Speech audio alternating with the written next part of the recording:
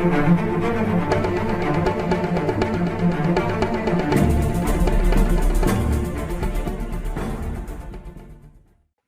عاملين ايه؟ يا رب تكونوا بخير. النهارده هنتكلم عن فيلم بلاك بانثر، وده اللي ظهر في فيلم كابتن امريكا سيفل وور. الفيلم هو سادس فيلم في الفيز 3، واللي مش عارف ايه هي الفيسز بتاعت مارفل اشترك في القناه ودوس على الجرس عشان يجيلك الاشعارات، ودوس على اللينك اللي هيظهر فوق على اليمين.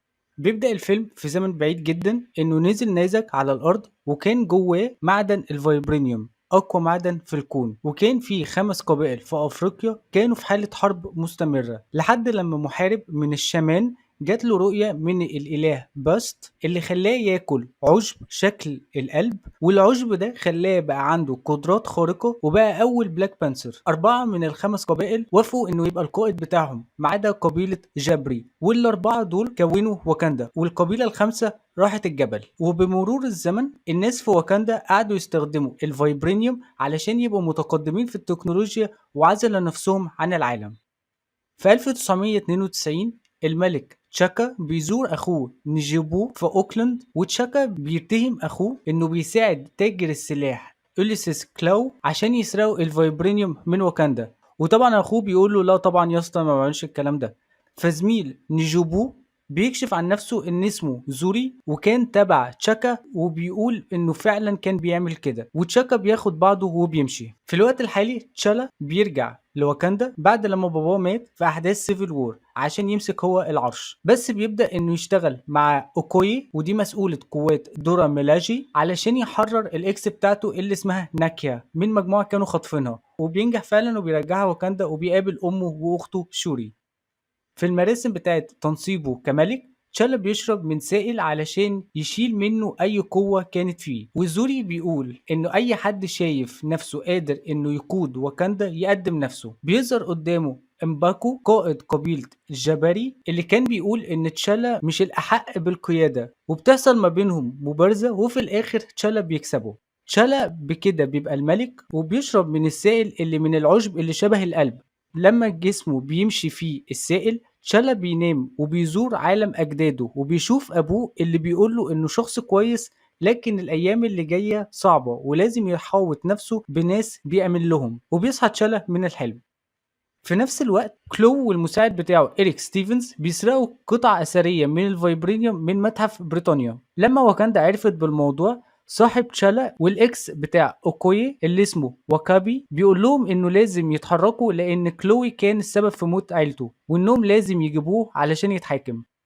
فتشالا وأوكوي وناكيا بيعملوا خطة إنهم يحاصروا كلوي في الكازينو في بوسان اللي كان بيبيع هناك حاجات مسروقة لحد غير معروف، لكن الخطة بتفشل لما تشالا بيعرف إن المشتري كان من السي اي اي، واحد اسمه ايفرست روس، علشان كان عايز يقبض على كلوي متلبس، وده بيسبب إن الخطة بتفشل وبيحصل تبادل نار. لما كلوي بيهرب تشالا بيجري وراه وفي الآخر بيحاصره، وكانت تشالا كان هيقتله لكن بيرجع عن الموضوع ده لما لقى إن ناس بيبدأوا إن هم يصوروه، وبدلها بيودي كلوي للسي اي اي.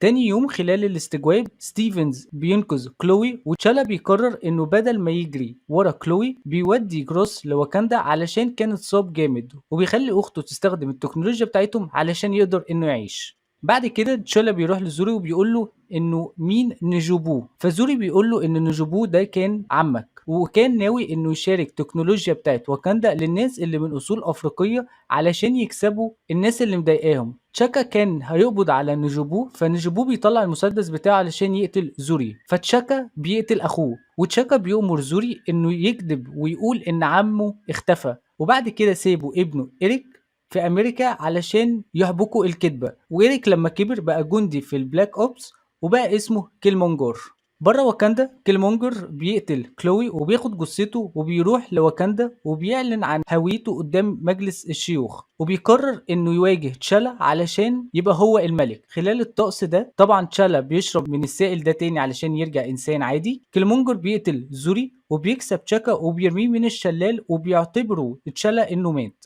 وكيلمونجر بيشرب العشب اللي على شكل القلب ده وبيأمر انهم يحرقوا الباقي، لكن ناكيا بتقدر انها تسرق واحده. كيلومونجر بمساعدة واكابي والجيش بتاعه بيكملوا خطة باباه، وبيبدأوا انهم يجهزوا مراكب فيها أسلحة من واكاندا علشان يودوها لأنحاء العالم. ناكيا وشوري وروس ومامة تشالا بيهربوا علشان يطلبوا مساعدة قبيلة جاباري، وبيعرفوا إن إمباكو عنده تشالا اللي كان في غيبوبة. أم تشالا بتدي لتشالا العشب اللي كان في نفس الوقت في حلم، وكان أبوه بيقوله إن ده الوقت علشان يبقى مع أجداده. لكن تشاكا بيسأل أبوه هو ليه ساب إيريك يتيم في أمريكا وكان المفروض إنه يرجعه لواكاندا. تشاكا بيقوله إنه عمل كده علشان يحمي شعبه ويحمي واكاندا ويخليها منعزلة عن العالم. لكن تشالا بيرفض الكلام ده وبيقول لباباه إنه مش هيتحد معاه وإنه هيرجع علشان ينهي على الوحش اللي كان باباه السبب فيه، لأنه قتل ناس كتير جدا من شعبه، وإنه ما يقعدش على العرش. تشالا بيصحى وبيرجع لواكاندا علشان يوقف خطة كيلمونجر، وبيرجع على جبل باشينجا علشان يتحدى كيلمونجر على العرش، وبيلبس بدلة البلاك بانثر. شوري وناكيا وأوكوي بينضموا للأودورو ميلاجي، وقبيلة جاباري كمان بتوصل علشان يحاربوا واكابي وجيش واكاندا. وروس بيسوق طيارة من بعد علشان يوقع الطيارات اللي فيها أسلحة واكاندا قبل لما تطلع من البلد. وفي الآخر واكابي والجيش بتاعه بينسحبوا قدام أوكوي. كيلومونجر بيبقى أقوى من دورا مالاجي وكان هيقتل شوري، لكن تشالا بينقذها وبيقعوا هما الاتنين في منجم تحت الأرض اللي فيه أكبر مصدر طبيعي للفايبرينيوم. خلال المنافسة ما بينهم بيشتغل قطر اللي بينقل الفايبرينيوم اللي بيشتغل بالصوت، وده بيخلي ان الفايبرينيوم اصلا ملوش اي لازمه، وبالتالي البدله اللي لابسينها تشالا وكيلومونجر مش بتحميهم. وتشالا بيستخدم الموضوع ده انه يكسب كيلومونجر، وبيضرب كيلومونجر بخنجر في صدره. وقبل لما كيلومونجر بيموت تشالا بينفذ امنيته انه يشوف الشروق في واكاندا.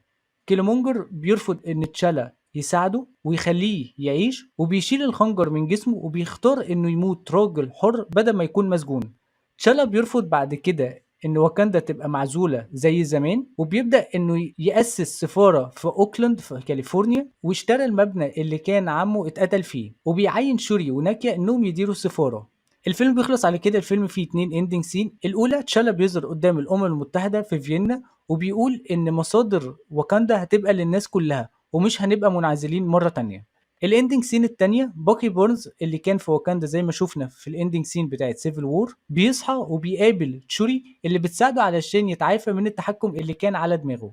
بس كده ده كان فيلم بلاك بانثر. ممكن تكون ناس كتير ما حبتش الفيلم او ما فهمتش اي حاجة، بس المهم الفيديو اللي جاي اللي هنتكلم عنه هو بداية المدعكة كلها، هو فيلم افنجرز انفينيتي وور. لو عجبكم الفيديو دوسوا لايك وشير وسبسكرايب، واشوفكم في فيديو جديد. سلام.